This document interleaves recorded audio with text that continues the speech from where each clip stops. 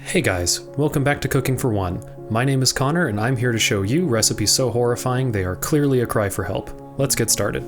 So this morning I waited expectantly until my favorite local pizza place opens, only to be told that they were closed. Permanently.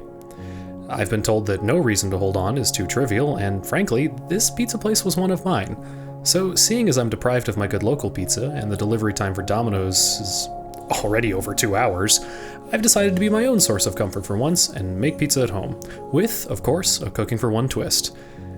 By twist, I mean making something totally inedible. Let's see what we're working with. For the crust, I'm just going to use this burrito-sized tortilla I found in the back of my fridge. It's just as well, since I prefer thin crust anyway. For the sauce, I'm using more of leftover tomato soup. This stuff is way more versatile than people give it credit for, so long as you have no taste. I'll just spread it on straight from the can since we'll be baking this later. For the cheese, I have a first for this show. Real cheese. Well, Kraft singles, which can't be marketed as cheese in the same way that this can't be marketed as a cooking show. I'll just spread them out to cover as much surface area as possible. Now the toppings. I always order supreme pizzas, and that means pepperoni, sausage, green pepper, onions, and mushroom. Instead of pepperoni, I have bologna. To be fair, I don't know goes into either of them, and to my mind, that makes them equivalent. I'm going to cut it into small triangles and spread evenly over the pizza. Instead of sausage, I have this sausage biscuit I bought on the way to work a week or two ago. This may be the only time I ever use the actual ingredient, but this is still the most worrisome topping on here.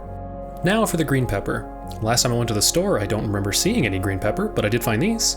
Now I don't know how close these will be, but I'll just use both and hope mixing the colors helps. For the onions, I'm using these fried onions.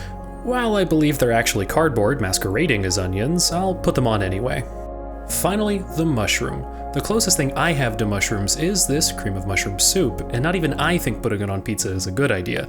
However, I realized it has pieces of real mushroom in it, so I'm going to use this pasta strainer and force the soup through it with a spatula, thus sieving out the pieces of mushroom I need. Once that's done, I'll just spread them over the top and we're ready to bake. Alright, now in order to properly fool myself into thinking that this is pizza, and thus capturing some of that fleeting comfort and happiness that accompanies it, we need to bake this. Technically everything on here is safe to eat as is, so we're just going to put it into the oven at 350 degrees and bake for 15 minutes. The goal is for the tortilla to be crisp and the processed cheese product melted. I honestly don't think either of those things is going to happen, but false hope is better than no hope. If it needs more time, we'll continue baking it in 5 to 8 minute increments until we can safely pretend it's edible. Once it's done, pull it out and give it a few minutes to cool. And there you have it, a pizza made from a tortilla, Kraft singles, bologna, assorted peppers, gas station sausage, French's fried onions, strained cream of mushroom soup, and, of course, tomato soup. Alright, it's done. We'll just cut into slices like a real pizza, and then it's time to taste.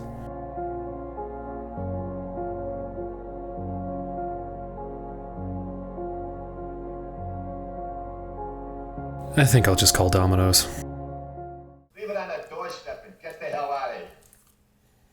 Okay. Vincent. What about the money?